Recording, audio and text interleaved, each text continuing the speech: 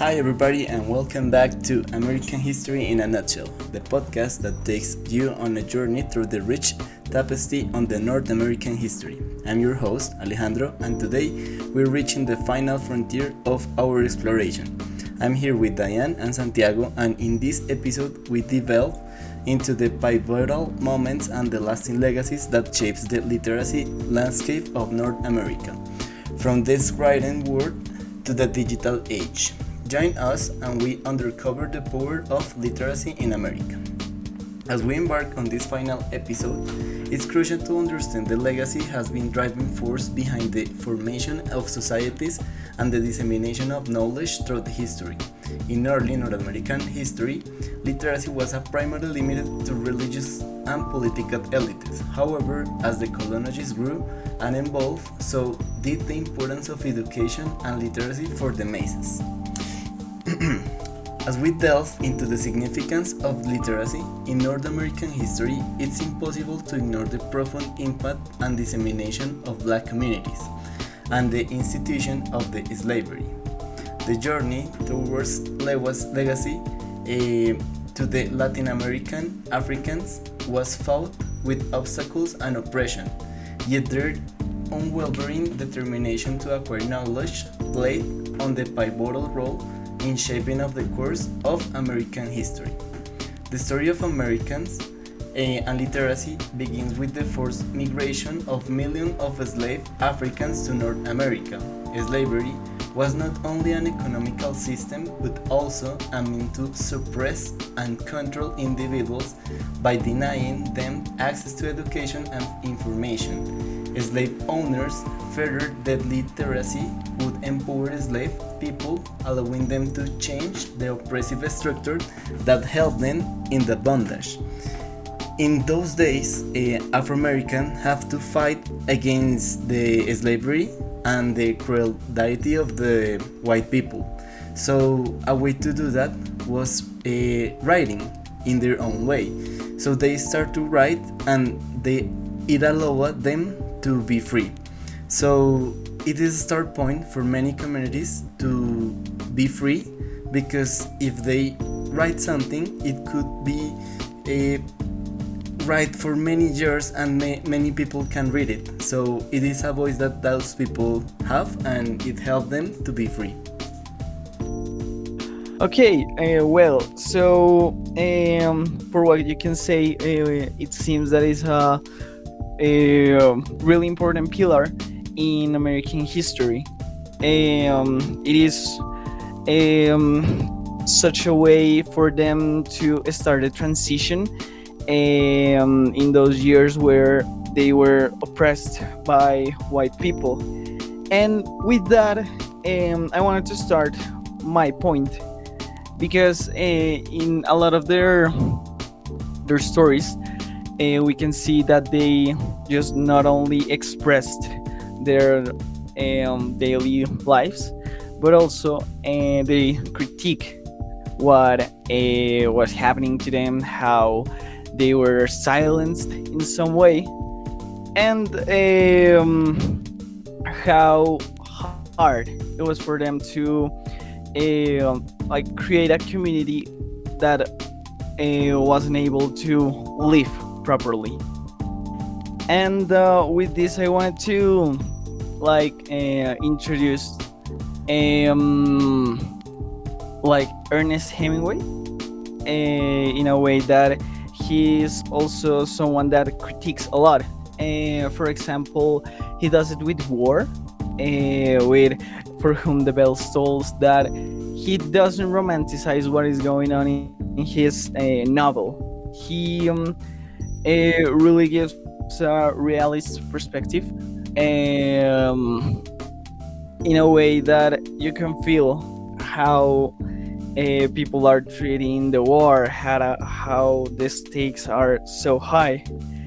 And another thing that for me is interesting with this is Scott Fitzgerald too, that he critiques society in the way of the plot point of lies. For example, in The Great Gatsby.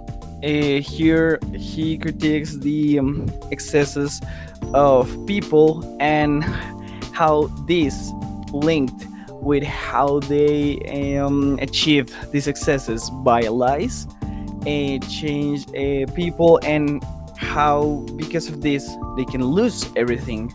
So in some way there is this superficial society that will do everything for achieve their objectives, no matter the danger they could do to others and themselves.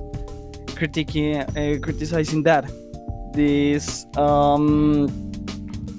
this objective of having everything, no matter what. Okay, I think that like the thing that Santiago says is really important because yeah, the 20th century was characterized for this type of literature, especially with those of the last generation.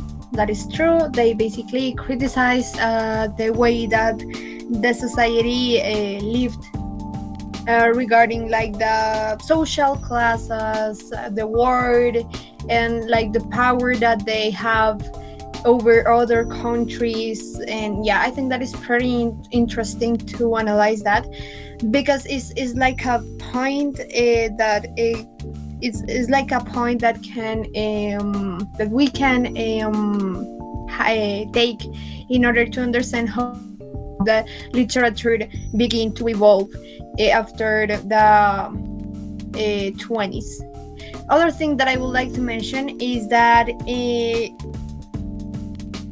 by that date, basically the 20s to the 30s, another type of literature born that basically was like the feminism literature.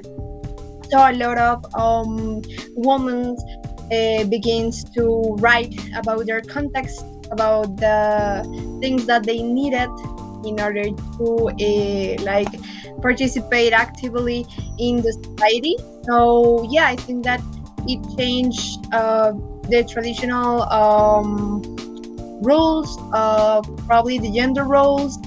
It questioned the social norms that the society had by that time, and also like it provide like a perspective of how literature was. So I think that this era or epoch was really interesting for both type of literatures, the feminism literature and the lost generation literature. So yeah, I agree. Okay, so as you mentioned before, we can saw that many impact of the literacy was regarding many difficult topics of these days, like the feminism, like the slavery, and as Santi mentioned, it helps to criticize the society and allow them to have a voice, to explore or be listen to everybody and have the right to make things or be something added to the people. So I agree with that, obviously. So thanks everybody for joining us on this journey through the American history. We hope this podcast provide a valuable insight on the pivotal moments and influential figures and the profound themes that we spent on the nation and the now today. In this episode, we explore the complex and the often painful topic of slavery, the line into the struggle, resiliences, and the enduring legacy of those who were enslaved. We also examine the powerful moments of abolition and feminism, shedding a light on the individuals who fought for equality and justice.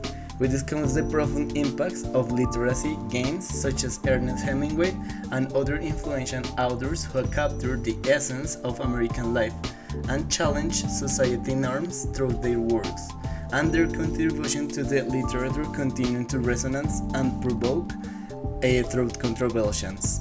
Thank you for joining us on this journey. Stay curious, stay engaged, and remember that history is a powerful tool to grow and change. Until the next time, and this was American History in a Nutshell. Bye bye.